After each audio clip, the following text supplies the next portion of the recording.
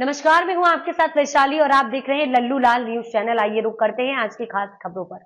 One nation one election पर कोविंद समिति के प्रस्ताव को मोदी सरकार ने मंजूरी दे दी है। प्रस्ताव को मंजूरी देने के बाद सरकार अब संसद में विधेयक लाएगी और वहीं पर उसका असली टेस्ट होगा। बिल को संसद के ऊपरी सदन यानी राज्यसभा से पास कराने में सरकार को मुश्किलों का सामना नहीं करना पड़ेगा, लेकिन लोकसभा में लड़ाई मुश्किल दिख रही है।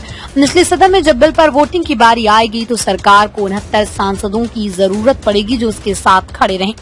कोविंद समिति ने कुल 62 राजनीतिक दलों से एक राष्ट्र एक चुनाव पर राय मांगी थी, जिनमें से 47 ने अपने जवाब भेजे, जबकि 15 ने जवाब नहीं दिया। 47 राजनीतिक पार्टियों में से 32 पार्टियों ने कोविंद समिति की सिफारिशों का समर्थन किया, जबकि 15 दल विरोध में रहे। जिन 32 पार्टियों ने कोविंद समिति की सिफारिशों का समर्थन किया उसमें ज्यादातर बीजेपी की सहयोगी पार्टियां हैं और या तो उनका उसके प्रति नरम रुख रहा है। नवीन पटनायक की पार्टी बीजेडी, जो मोदी सरकार 2.0 में साथ खड़ी रहती थी, उसका रुख भी बदल गया है। वहीं जिन 15 पार्टियों ने पैनल की सिफारिशों का विरोध किया उसमें कांग्रेस, सपा, आप जैसी पार्टियां हैं। लोकसभा चुनाव 2024 के बाद 271 सांसदों ने कोविंद समिति की सिफारिशों का समर्थन किया। इसमें से 240 सांसद बीजेपी के हैं।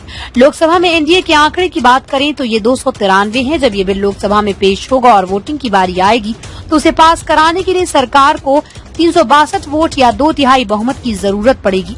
संवैधानिक विशेषज्ञों का कहना है कि सरकार को अगर वाईएसआरसीपी, बीजेडी और गैर एनडीए दलों का साथ मिल जाता है तो भी 362 का आंकड़ा छूने की संभावना नहीं है।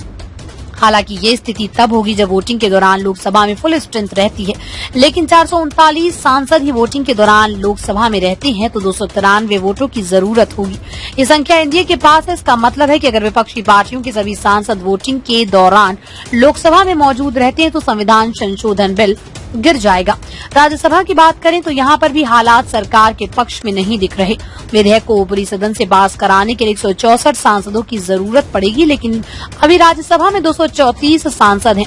एनडीए के पास 115 सांसद हैं। इसमें से 6 नामित सांसदों को जोड़ दें तो ये आंकड़ा 121 हो जाता है। अकेले बीजेपी के 96 सांसद हैं। राज्यसभा में वोटिंग के दौरान अगर सभी सदस्य मौजूद रहते हैं तो बहुमत का आंकड़ा 156 होगा।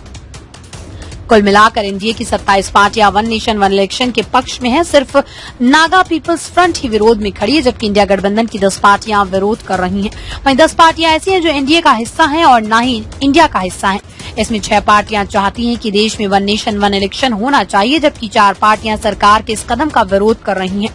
जो 15 पार्टियां विरोध में उसमें Congress, AAP, Baspa, CPIM, DMK, TMC, CPI, NPF, AI, UDF, AI, MIM, MDMK, VCK, CPI, ML, SDP, I शामिल हैं।